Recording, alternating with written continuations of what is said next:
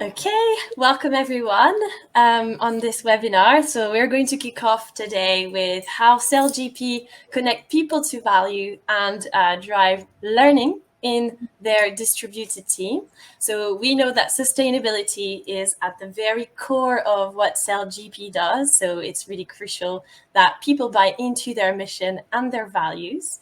We're going to talk today about how people buy into these company values. And I'm joined today by Jenna Robinson, who is People Business Partner at SailGP, and Jon Massie, hello Jon, Global People Director at SailGP.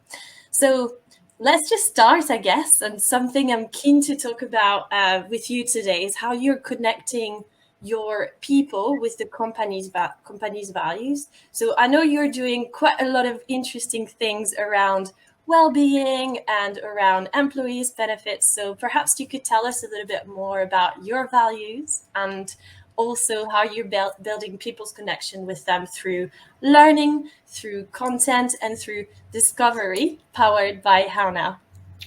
Yeah, I could take this one. But our values are really important to us. Actually, during the pandemic, when we didn't have events running, we actually used that time to set our company values. We didn't have them before then, but using surveys, interviews, and workshopping, we actually were able to establish 5 core values that we now use throughout everything we do at SailGP. And those 5 values were delivering quality, break boundaries, make an impact, stand together, and strike a balance. And so we try to incorporate those 5 things into everything that we do. And How Now has actually played a really important role in how we share our values with our team. So when new hires join, they're added to a welcome pack on How Now, which one of the first 3 things that they see in there is our values. So it's been really helpful for us to have just this foundational place where employees can find that information and know where to refer back to.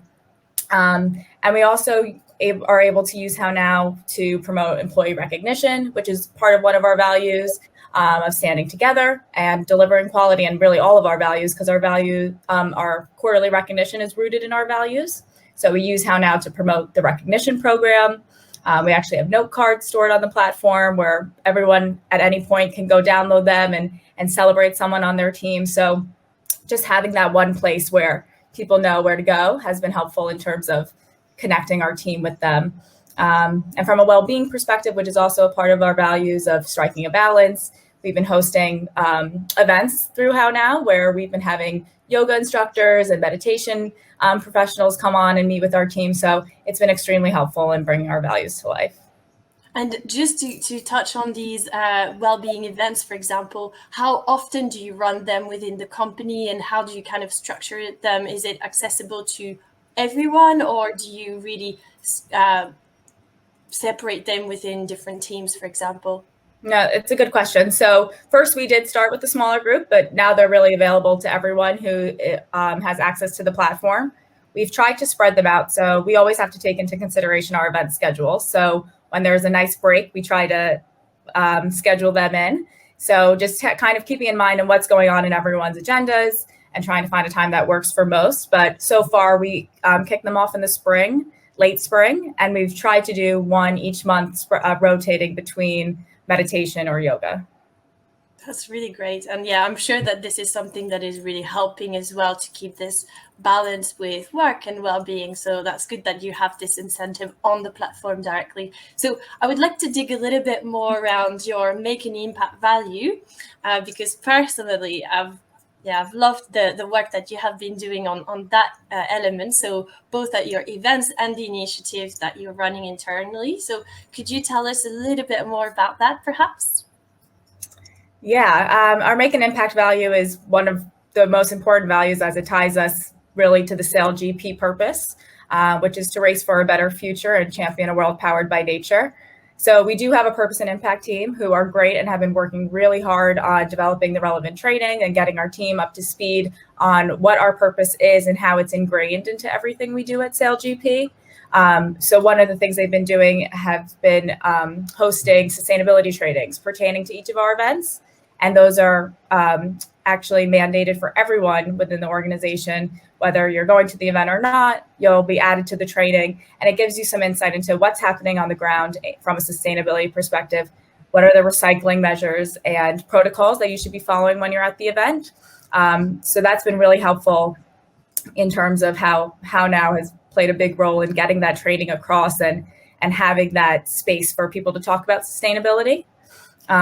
We've also launched an Impact League this past summer, which that training plays a really big role in. So now our teams, they are not only competing on the water, but they're also competing from a sustainability perspective and the efforts that they're making towards bettering the planet and making social change. So part of the work that they do on How Now is actually measured into going into their Impact League scores. Sorry, I just add to that in terms of the sustainability training. It's so useful to be able to deliver it regularly, because our events are roughly every kind of 6 weeks, and each event is very different from us.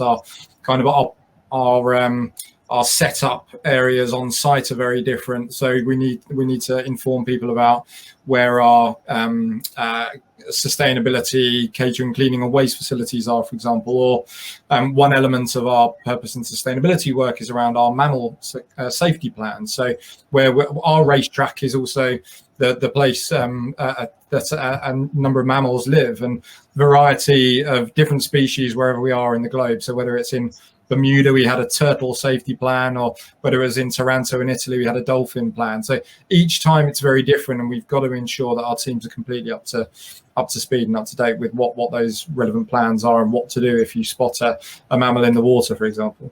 That's so great. And how, just a little detail on that, how are these programs led? Is it very much virtual and you have a person that actually is doing a live class, or is it a face-to-face event, or do you have, like, for example, specific courses that people have to take online? It's a combination, to be honest. We have some static imagery of the overlay of our site. We have some PowerPoint presentations. We have some links to external content. But then some of the information with regards to where, for example, waste bins might be on site, we actually record that with a live video and have that posted. So it actually brings it to life for the people that are going to be on site, but then also the ones that don't travel to events, so they get a real feel of the kind of event they're delivering, even if they're sitting in our headquarters in Hammersmith. Yeah, and I guess it also, again, it brings it to building a culture of togetherness and people feeling part of something bigger, because if they're, as you say, in London, then they can still feel part of the events that you're running away. So as a side note, I would be interested to know a little bit more how you're measuring people's understanding of the company values. So what do you know that someone's got a handle on them, and how do you know that bit? Tell us. Yeah, so right now we're using our biannual engagement surveys to measure how our team is resonating with our values. So we have questions pertaining to, do they feel educated on them, as well as do they feel we're living up to them? So we're using that engagement survey to kind of understand how we're doing from a values perspective, and training the team on them, but also just observing behaviors. So we really have been trying to implement policies and practices that encourage alignment with our values, such as having no meeting Fridays, flexible working. So making sure that our policies also reflect our values, so that it's really just built into kind of the day-to-day life of an employee. Yeah, that's great. And I guess some people might be thinking about how that works, given that you are really global, a global company, and you have teams a little bit all across the world. So how are you making sure that you're driving learning with your remote employees? And also, how are you building that company culture and that learning culture remotely, being, I guess, you both in the UK and the rest of the teams everywhere in Bermuda and across the world? Yeah, no, Jon, definitely feel free to add to this, but I think it's actually, we've been a pretty spread out organization since the beginning. Of course, remote working is prevalent across organizations now, but we've had remote workers and employees kind of spread out all over the world since SailGP got started. But actually bringing everyone to this remote way of working has helped bring the team together in terms of everyone being on an even playing field in a lot of ways now. We do still have offices, but everyone being remote has helped kind of bring everyone together in terms of understanding what that's like. And we've been able to use How Now as kind of a central hub of storing information and sharing information out, which I think has really kept the team together in terms of everyone knows where to find the training, everyone knows where to look back to find any team processes, documents, any announcements. We're always putting that information on How Now. So I think that has really helped centralize information and help connect the team no matter where you are. Yeah. Yeah, and I'd say that the piece to add, the bit of background around SailGP is we've only been racing since the beginning of 2019. So we are a startup, but with, we progressed pretty quickly and our team's grown, as Jenna mentioned, globally. And so there's a lot of information out there and there's a lot of fast-paced, dynamic work that the teams do. So I think we've been able to kind of help control that and help make sure everyone's aware of what the latest developments are, whether it's around our new wings on our boats, or whether it's about what the new event schedule looks like, or as Jenna mentioned earlier, some of our policies. How do we keep this global large workforce up to date? From a team that's grown really, really quickly and hasn't been used to this sort of platform before, it's been really useful for that. Yeah, and perhaps we should have even started with introducing what SailGP does. Or maybe, Jon, do you want to give a quick overview of what SailGP is as a company, as a business?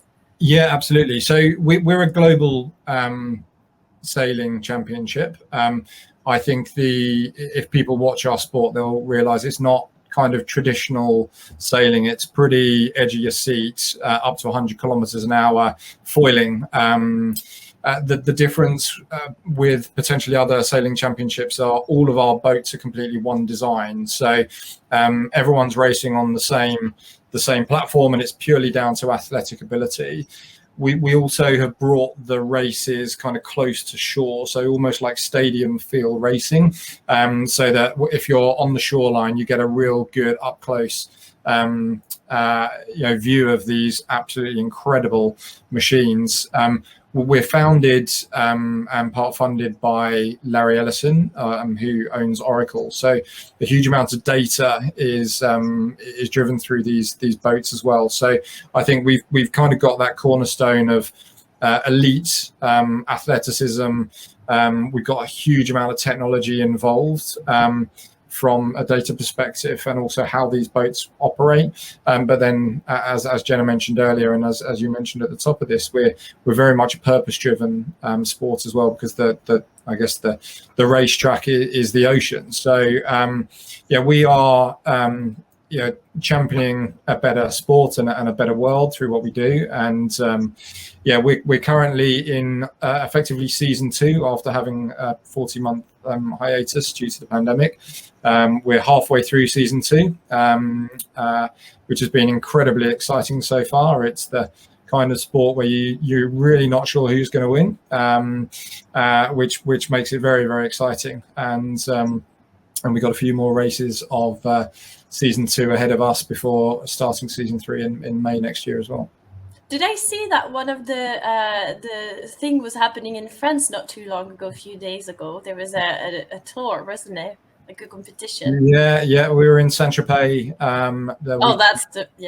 We've just gone, and we're going to Cadiz in Spain in October, followed by Sydney just before Christmas, ahead of finalising the league season next year.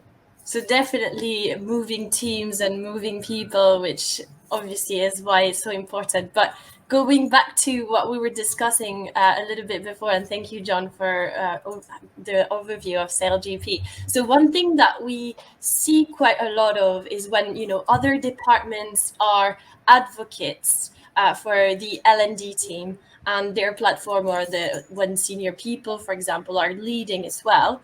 It creates a little bit more buzz around what the L&D team is doing overall. So again, it's a challenge of engaging people, getting them to buy in. So how have you been able to manage that on the SailGP level? Yeah, no, absolutely. And look, I'd say there's no point in having a really great platform unless people are utilizing it. So, our key driver is to ensure that we are promoting it and pushing people towards utilizing it. And I'm pleased to say we've got a pretty good utilization rate and kind of average number of minutes per user per week across our platform. And I think we are working on developing an internal How Now Champion network with the aim for them to take on responsibility for their own department's updates. I think going back to where we are on our journey as an organization, you kind of say an L&D department. I wish we had an L&D department. One day we might, but the development and embedding of a system like this, it's useful for everyone to play a part in doing that.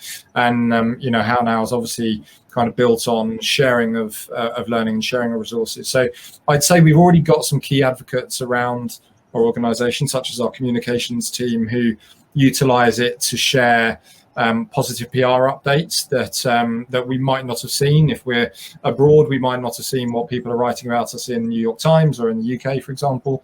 And then, as Jen has previously mentioned, we have our sustainability team who use it to upskill our colleagues about all of our event sustainability operations.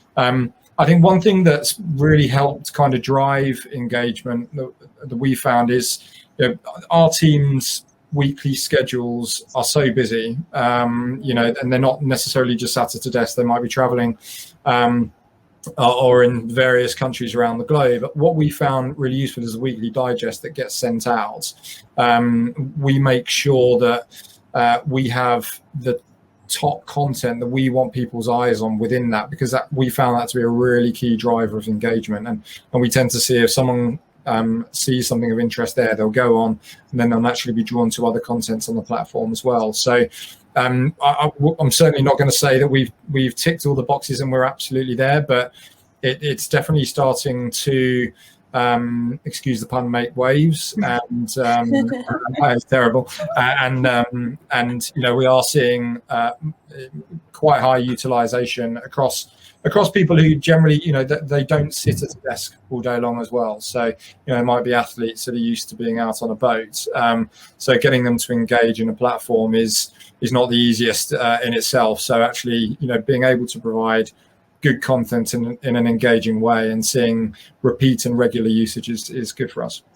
Yeah, and that's so interesting to hear as well, that it might not necessarily be people that are sitting at a desk, because I guess this is where most of the company will struggle. It would be, for example, for people who are in construction perhaps, and that don't necessarily, is how do you get them to actually find this content and engage with the content, is making sure that this is something that they resonate with, that they need on a daily or weekly basis. So there is almost this kind of business intelligence that is shared across the entire organization. So I guess we talked a little bit already about people, but perhaps not in the sense of how you can really work out what they want to achieve or what they want to learn, and how you work out whether they're happy with what you are offering on the platform. So obviously you've already seen that people are getting engaged with what you're sharing, but perhaps you can tell us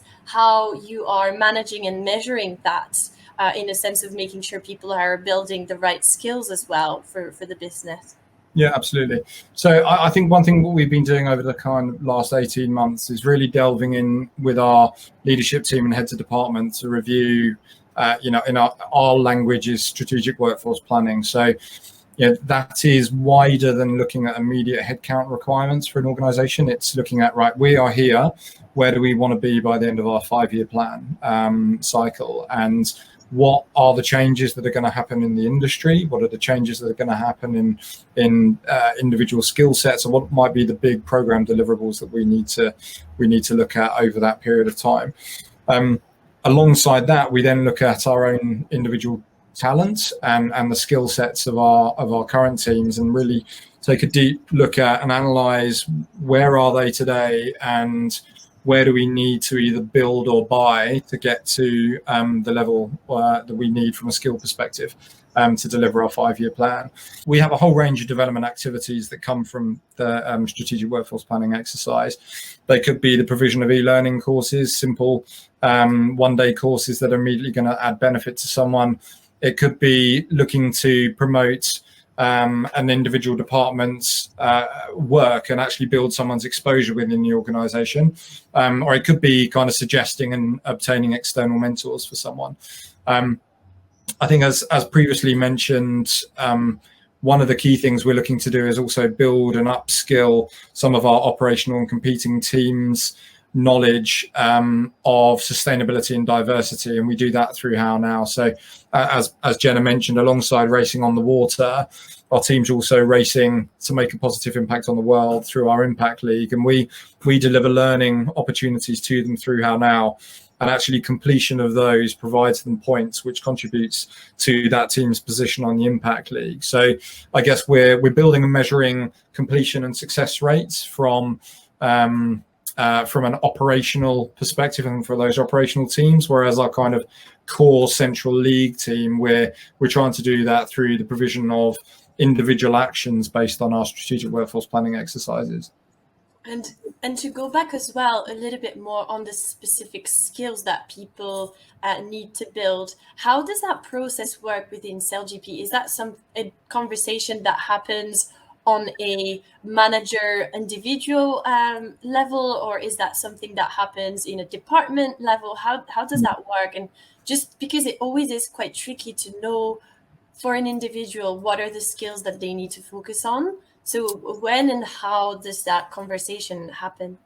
Yeah, it's a good question. It's a combination, to be honest, Lulu. I think we encourage our managers to regularly be having development conversations with our team and not treating their role as what they're doing today as what they're always going to be doing. And we've got a very clear plan ahead, a very clear 5-year plan and deliverables over a set period of time. So we are encouraging our managers to have those conversations around, well, what's our focus this year? What's our focus next year? And where might we want to develop to get to that point? We'll also have conversations directly, Jenna and I, with our managers, whether we are doing kind of behavioral profiling exercises to speak to them directly about where might they want to improve, and we can help them directly. And then again, through the strategic workforce planning exercise, we're working with the heads of department directly to look at, okay, what's their view of the organization and what's their view of their departments, and building from there. So I think it needs to be a combination of all, and we've got different levels of experience of manager as well. So you might have an individual coming directly to us having identified a gap in the organization that they could add value to. So we just try and, I guess going back to our values again, we try and encourage an environment where we are looking forward, we're looking to break boundaries, and if someone sees that opportunity and wants a direct conversation about how do we get there, then absolutely, the more the better. Yeah, and it's so important not to be kind of enclosed within a certain set of skills, because my job is X, so therefore I only can learn these specific skills. It's important to, as you say, be open as a business to provide external skills that doesn't necessarily falls under a specific role. And from an employee happiness perspective, how can you measure that this is actually effective, and how can you measure this impact? I was having a conversation this morning actually with one of our customers, and it's always the tricky part. So how do you actually measure this happiness from a happiness perspective? Yeah, sure. I mean, as I'm sure most organizations do, we utilize an employee engagement survey to get, I guess, a really thorough understanding of what our teams are thinking. We get very, very valuable feedback from it, and I think it's really useful, especially from a very fast-paced, dynamic organization like ours, where people are jetting off to different countries and delivering events, that they take this time to sit back, reflect, and provide us this really, really great feedback that we can take on board and we build action through. So I think it's our team's responsibility to look at those results and turn those results into specific tasks related to organizational development, learning and development, whether it's providing specific learning opportunities for individuals or adding elements to our management development program to ensure that our teams are well supported. We will then utilize exactly those scores when we do the engagement survey the next time, and ensure that we're making progress through that. So I don't think it's rocket science. I think part of it is really just ensuring that we are getting a really good completion rate and ensuring that we're following up on the actions and the feedback that we're getting. Yeah, that's so important as well. Otherwise, you might create lots and lots of content, but if you actually, and other initiatives, learning initiatives, well-being initiatives, but it might just fall into the cracks if people are not actually seeing this as a benefit and as a value. So as you say, it's so important. It's definitely all about the focus, making sure that we're prioritizing the right things. We might think in our world of people that these things will add the greatest value, but actually that survey might tell us a different story. It might tell us that we're completely right, but inevitably we might have an eye off the ball at some point, and we want to then focus our attention for the next few months in focusing on something else. Yeah. Well, thank you. Anything else that you would like to share around driving learning or introverting team before we just close off? Any little tips for our listeners? I'd say it's a journey. I think if I take our organization, we are not a traditional kind of corporate organization. Parts of our business are, parts of them aren't. And I think the way that we have had to probably adapt the way we interact and the way we share information and share learning, that we've just had to be very flexible with it. And also it's trial and error. We'll see what works and not get too downhearted if we do something that we think is brilliant and it doesn't get engagement.